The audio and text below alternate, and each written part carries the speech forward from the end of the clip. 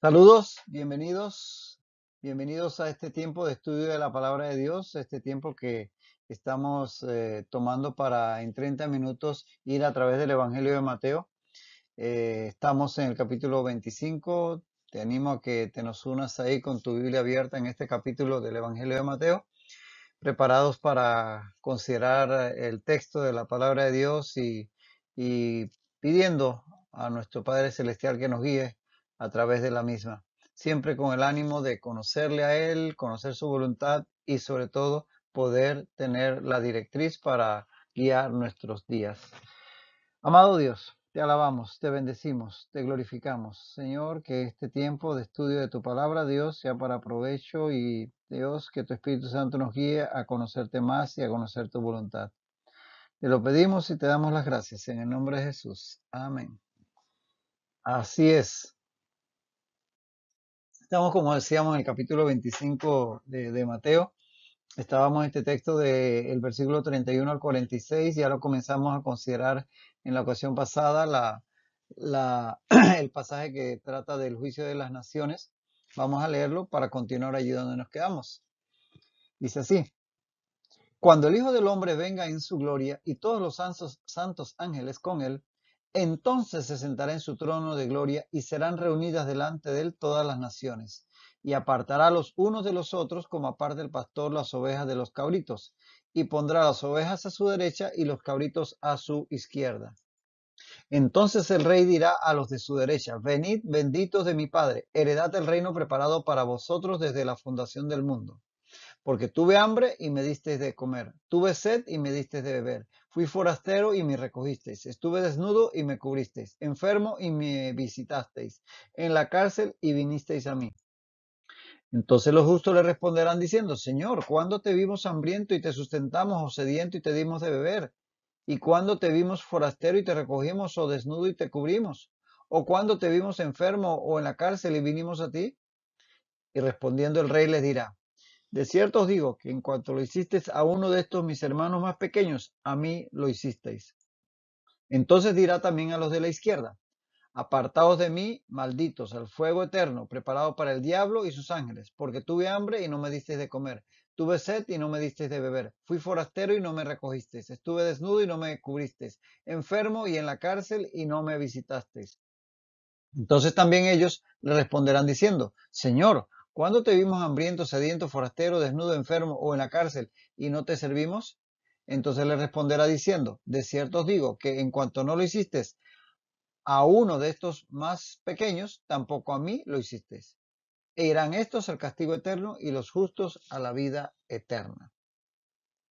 Quedamos en este punto de este texto en donde dice, hablando precisamente de este juicio de las naciones que ya explicábamos en la ocasión pasada, que y apartará los unos de los otros como aparta el pastor las ovejas de los cabritos, y pondrá las ovejas a su derecha y los cabritos a su izquierda. Aquí la expresión los unos de los otros es un elemento que demuestra que se trata de un juicio individual y no nacional. Ya lo dijimos en la ocasión pasada. A pesar de que se habla del juicio de las naciones y a pesar de que habla que las naciones serán reunidas, se refiere a las personas de las naciones. Es una forma de lenguaje muy común de hablar de que de una región mencionando al continente por su contenido, es decir, se habla de la ciudad por los habitantes de la ciudad o del país por los habitantes, por hablar de los habitantes del país. Así que cuando aquí habla de las naciones es por las personas de las naciones. Y este elemento, cuando dice los unos de los otros, apoya que se trata de un juicio individual, es decir, las personas van a ser evaluadas individualmente según sus acciones, no como nación, o sea que no va a haber grupos que van a ser juzgados en conjunto, sino individualmente. Porque precisamente aquí cuando dice y apartará los unos de los otros, en el griego ese unos y otros está en género masculino. Este unos y este otro son sustantivos en griego que son masculinos. Mientras que naciones, que es el término etnos, que se usa al inicio, que serán llevadas ante él las naciones, está en género neutro, es decir, ni femenino ni masculino. O sea que no hay concordancia entre esos unos y otros que serán apartados a la hora del juicio con naciones. O sea que las etnos, las naciones que se refiere al global, no son los que van a ser juzgados, sino las personas individuales, unos y otros. Entonces, este elemento del texto nos reconfirma que es un juicio individual, aunque se habla de naciones, para referirse a las personas de las naciones. Y con las ovejas, aquí en un lenguaje parabólico, como decíamos, no es una parábola, pero tiene elementos parabólicos, un lenguaje ahí figurado en ese sentido, usa un símil, por decirlo de una forma. Las ovejas aluden a quienes son creyentes en Cristo en el texto. Ahí se les llama las ovejas. Y es lógico pensar que aquellos que son considerados dignos de estar con el Señor se les llame ovejas, porque sabemos que es un término muy común en la Escritura en el Nuevo Testamento para aquellos seguidores de Jesucristo. Juan, un pasaje muy conocido, Juan 10, 27 al 29, lo dice claramente: mis ovejas oyen mi voz y yo las conozco y me siguen. Y yo les doy vida eterna y no perecerán jamás y nadie las arrebatará de mi mano. Mis ovejas. Entonces, a los creyentes, aquellos fieles al Señor Jesucristo, aquellos que han tenido fe en sus corazones en Él, son llamados ovejas. Y en este pasaje, en este texto, se habla de las ovejas, las que son puestas a la derecha, y vamos a ver que son las aprobadas, como aquellas que han tenido esa fe que les ha llevado a tener acciones correctas hacia las demás personas como dignos seguidores del Señor Jesucristo. Mientras que las cabras, dice aquí los cabritos, obviamente son cabras, como se les designa, obviamente otro lenguaje figurado, las cabras serían aquellos que rechazaron el evangelio del reino y se alinearon con el anticristo durante la tribulación. Entonces, estos son llamados cabras en el texto, en la figura que utiliza el Señor Jesús para hablar de unos y otros personas de las distintas naciones que van a ser evaluados en este juicio al final de la tribulación y antes del reino milenial. Y aquí destacar que las características de la cabra y la oveja que permiten utilizarlas como símil de el creyente y el no creyente, el salvo y el no salvo. Por ejemplo, la oveja es mansa, es dócil, es inocente, es decir, se va inclusive con alguien que es extraño a veces, es paciente, está ahí pastando. Entonces es un animalito que ejemplifica las cualidades del creyente. Mientras que la cabra, por otro lado, es beligerante, es indócil, es rebelde, es destructora. Por tanto, va a tipificar aquella persona rebelde que no acepta la voluntad de Dios, que la rechaza y quiere vivir a su manera, como cantó Frank Sinatra. Entonces son dos animales que aquí son utilizados como figuras símiles de los creyentes y los no creyentes. Y decir de la cabra que hay un dicho que dice que la cabra siempre tira al monte. Bueno, eso habla de la característica de la cabra. Siempre tira al monte quiere decir que siempre anda por su lado, no obedece, siempre va, como quien dice, en rebeldía. Y por ahí hay otro dicho que dice: fulano está más loco que una cabra, porque precisamente su comportamiento es tan, díscolo, que no tiene sentido, no tiene lógica, no obedece, que le tildan de loco al que lo tildan de como una cabra, aquel que tiene un comportamiento loco. Y decir además que, curiosamente, la palabra capricho, que todos saben lo que significa un capricho, es un antojo de algo que lo quiero porque lo quiero. Y eso no tiene base cuando usted quiere algo que se considera un capricho. Bueno, la palabra capricho viene del latín capra, que es el latín para cabra. O sea que del comportamiento de la cabra se deriva la palabra capricho, porque es un animal caprichoso. Entonces, como ven, son dos animales que sus características permiten al Señor en este pasaje utilizarlos como figuras de aquellas personas dóciles que aceptan la voluntad de Dios, que se pliegan a sus deseos, que fielmente le siguen, versus aquellos que son rebeldes, caprichosos, beligerantes, hasta destructores, como las cabras. Bueno, eso permite entonces ver que son perfectamente los símiles utilizados por el Señor aplicables en este sentido al creyente y al no creyente. Y advertir que ovejas y cabras pueden estar pastando juntos todo el día. Podría llegar usted a un lugar allá en Israel y ver los campos, como en algunos otros países donde hay estos animales ovinos y caprinos, y ver a ovejas y cabras pastando juntas todo el día. Pero la costumbre en aquel tiempo y todavía hoy en día, cuando se tienen estos animales juntos, es que en la noche deben ser recogidas en distintos corrales, porque no hay una buena comunión o compañerismo con estos animales cuando llega la noche en un corral. Así que son recogidas en distintos corrales y eso ya también nos da un toquecito ahí más para comprender la figura que el Señor utiliza.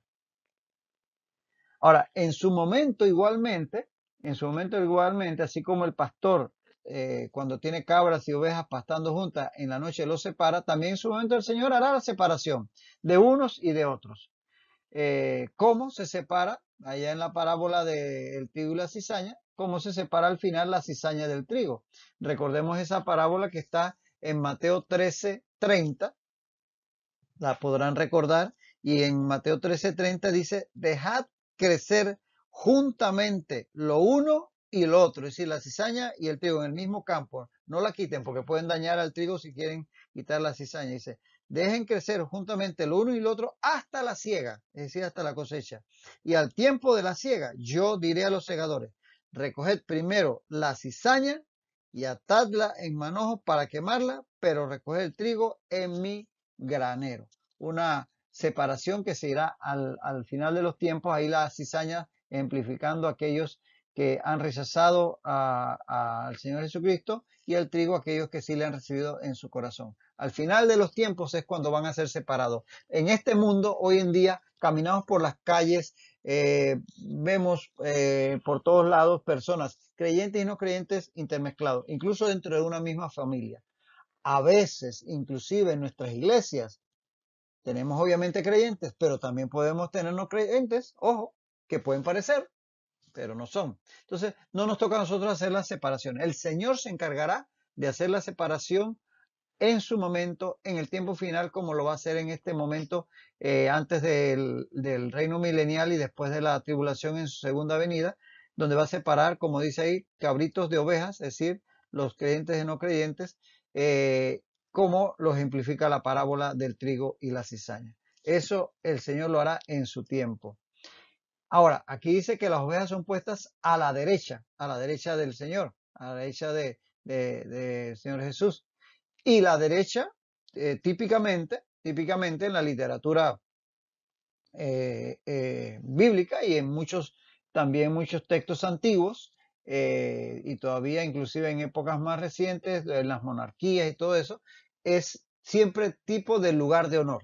Siempre la persona importante, si estaba el rey o el monarca, emperador, lo que sea, el lugar de honor que se le concedía a la persona a la cual quería ser honrada era a la derecha del soberano, a la derecha del rey. Entonces aquí el hecho de que se pongan a la derecha de las ovejas hace sentido dentro de la figura que el Señor quiere expresar a la hora de dar esta enseñanza. Y dice, entonces el rey dirá a los de su derecha, venid benditos de mi Padre, heredad el reino preparado para vosotros desde la fundación del mundo. Aquí el Señor dice que invitará en su momento a los de su derecha, o sea, los justos que fueron recogidos de todas las naciones y que Él en su infinita sabiduría y conocimiento y discernimiento los conoce como justos, a acercarse a Él. Dice, venid, porque el Señor ciertamente llama a aquellos que son suyos, porque la aspiración de todo creyente es estar cada vez más cerca del Señor y Él atrae hacia Él a los que son suyos. Dice Juan 14:3, Dice Juan 14:3. Si me fuere y os preparare el lugar, dice el Señor, vendré otra vez y os tomaré a mí mismo, le dice a los discípulos, para que donde yo estoy, vosotros también estéis. ¿Ves? Es el propósito del Señor que los suyos estén con Él, en ese caso en la patria celestial.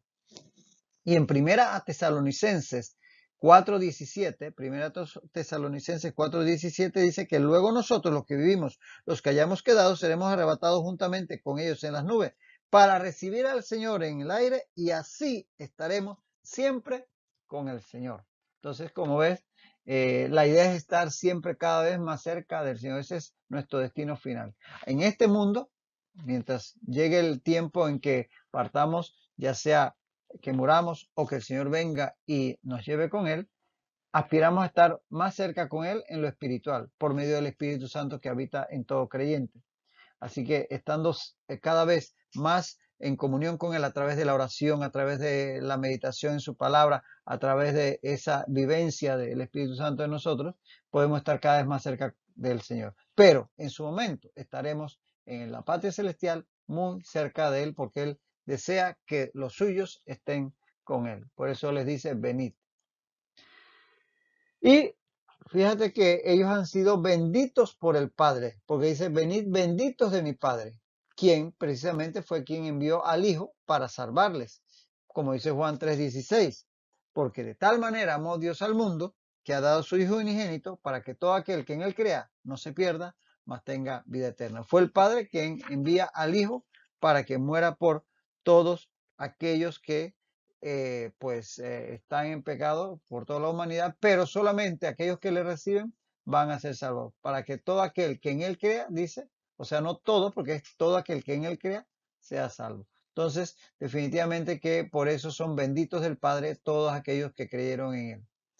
Y un detalle adicional, aquí donde dice Jesús, recuerda que todo esto lo está enseñando Jesús ahí en el Monte de los Olivos a sus discípulos, donde dice, entonces el rey dirá a los de su derecha, venid bendito es mi Padre. Es Jesús hablando de sí mismo, porque Él es el rey, es el que está ahí sentado, lo ha venido diciendo, para juzgar a las naciones. Este es el único texto en donde Jesús se refiere a sí mismo con el término rey. Es el único. Obviamente, todos sabemos que es el Rey de Reyes y Señor de Señores. Y en otros textos se habla de él, pero hablan otros de él. Este es el único texto donde Jesús habla de sí mismo, refiriéndose a él como el Rey. Interesante. Y en este caso, el Señor los invita a entrar en el reino. Dice, venid, bendito es mi Padre, heredad el reino preparado para vosotros. Entonces, ese se trata, ya eso lo adelantamos en su momento, del reino milenial, que es el que Él va a inaugurar en ese momento. Y todos aquellos que salen de la tribulación de las diferentes naciones, que hablábamos que son de los gentiles, que han llegado hasta ahí resistiéndose a los mandatos del anticristo, resistiéndose a la marca de la bestia, manteniendo un testimonio firme, habiendo creído a la predicación de los dos testigos, habiendo creído a la predicación de 144,000, habiendo creído en el Señor Jesús después que la iglesia fue levantada. Quizás ellos en ese momento, algunos de ellos habían oído de sus conocidos hablar de Jesús, pero no habían creído, pero durante la tribulación van a creer y se mantienen ahí creyendo al final de los 7 años y no han sido muertos por el anticristo, entonces van a entrar en el reino milenial. De ese reino se trata cuando dice aquí, en heredad el reino. Y aquí, fíjate que la conjugación verbal, donde dice heredad, el reino preparado para vosotros, esa conjugación implica que a partir de ese momento van a entrar a heredar dicho reino. Es decir, no es que algo que van a heredar en el futuro. La construcción que esta frase en el griego existe, indica que es algo que va a ser a partir de ese momento. Cuando dice heredad es como que aquí tomen posesión. Así que es importante porque precisamente en ese momento, terminado el juicio, iniciará el reino milenial de Cristo aquí en la tierra. Y decir que esta expresión donde dice el reino preparado para vosotros desde la fundación del mundo nos enseña que por diseño divino ya este reino estaba preparado y eso fue profetizado desde la antigüedad, preparado para los creyentes. Mucho del reino milenial está en las profecías de Isaías cuando habla que el Cordero y el león pastarán juntos, el niño estará a la cueva del áspid, y todos esos pasajes que habla Isaías de un lugar edénico, un lugar de paz permanente, que el niño de 100 años, el anciano no dejará de cumplir todos sus años, etcétera. Eso es el reino milenial, está en el Antiguo Testamento en múltiples profetas. Entonces, ese reino fue preparado desde la fundación del mundo, como dice aquí, desde el principio de los tiempos, y fue preparado con propósito para aquellos que iban a entrar en él, porque iban a ser personas que habrían de tener esa fe en el Mesías y podrían entonces disfrutar de ese tiempo.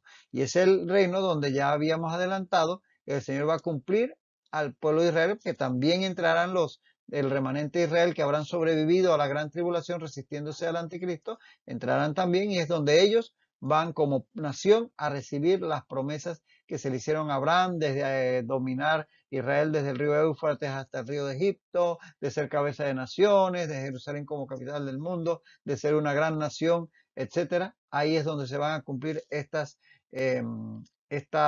promesas del pacto abrámico. Allá puedes buscarlo en Génesis 12, 15 y 17. Muy bien. Dice, además, porque tuve hambre y me disteis de comer. Tuve sed y me disteis de beber. Fui forastero y me recogisteis. Estuve desnudo y me cubristeis. Enfermo y me visitasteis. En la cárcel y vinisteis a mí. El Señor aquí le expresa a estos creyentes, los llamados ovejas, le expresa las razones por las cuales son benditos del Padre y herederos del reino. Se los dice claramente. Y dice que es el argumento que les da para reconocerles como tal, son las obras de misericordia hacia otros, que ponen de manifiesto que son salvos. Es decir, porque ese tipo de actitudes son prueba para, para quienes pues están alrededor de que son personas creyentes, porque hacen las obras que el Señor haría, lo que llamamos las obras de misericordia.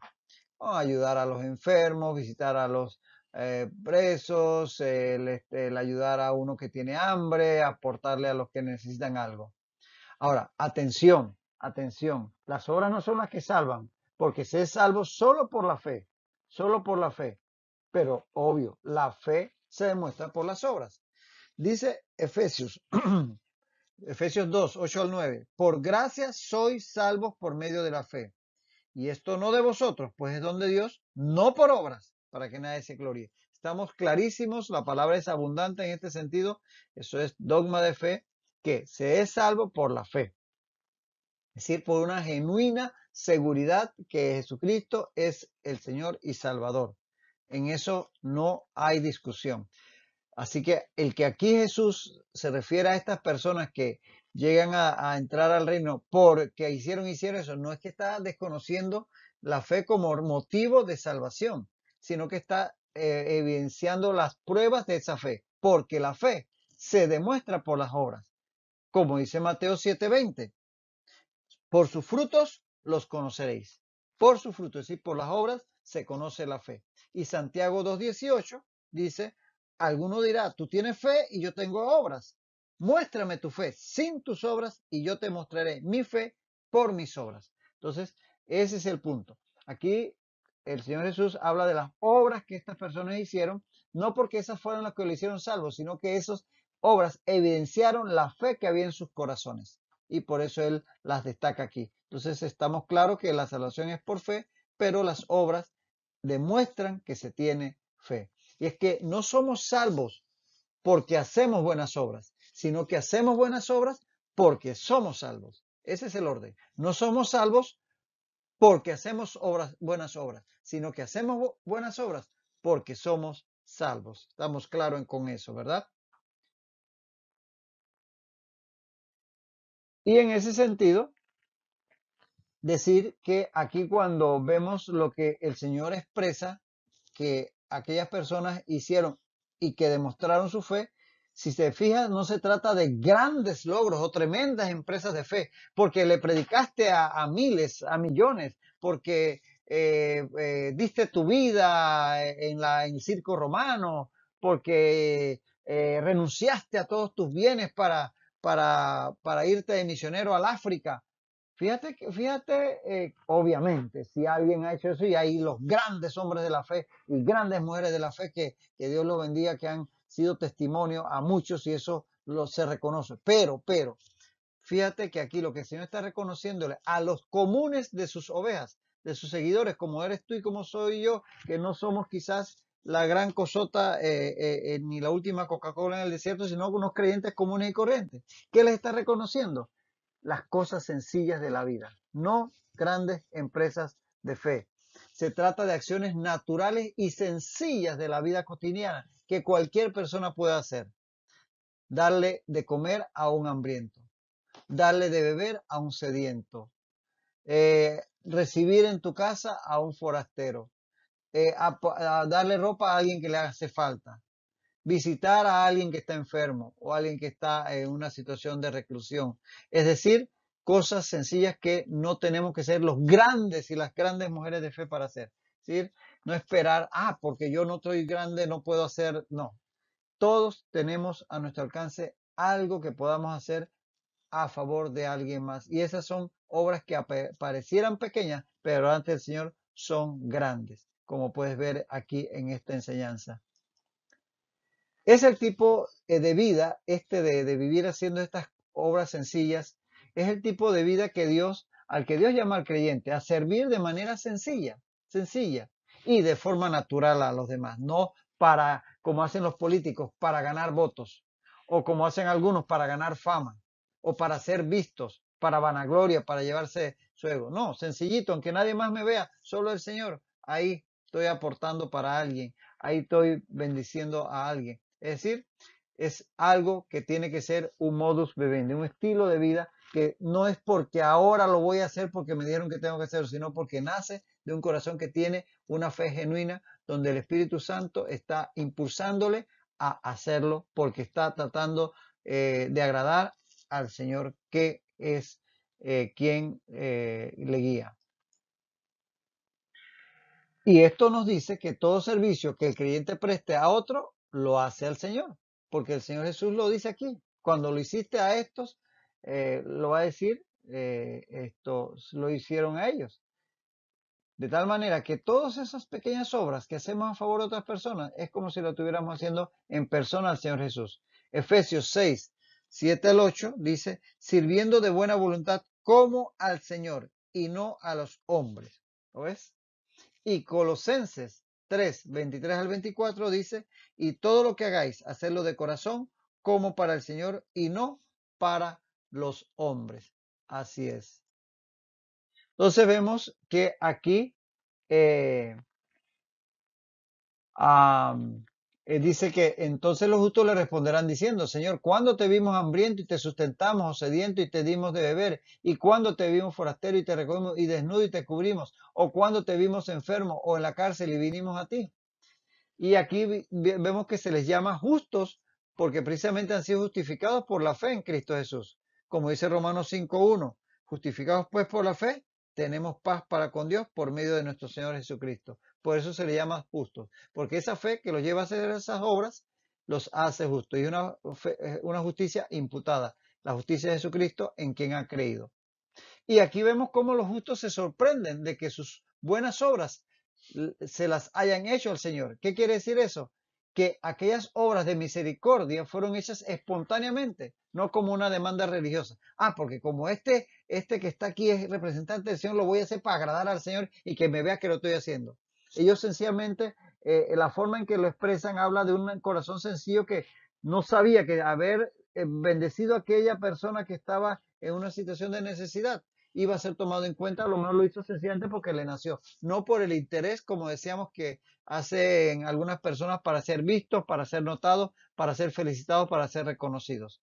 Así que hacerlo sencillamente sin que sepa tu mano izquierda lo que hace tu derecha. Lo hacen porque es algo que le nace de un corazón renacido, que tiene al Espíritu Santo en él. Obras que fueron hechas espontáneamente y no en base a religiosidad. Nos vamos a detener aquí por ahora. Vamos a continuar en este punto en la próxima ocasión. Por favor, medita en todo lo que hemos estado compartiendo y seguir caminando en este camino de fe en base a la palabra de Dios. Hasta la próxima ocasión. Que el Señor te bendiga.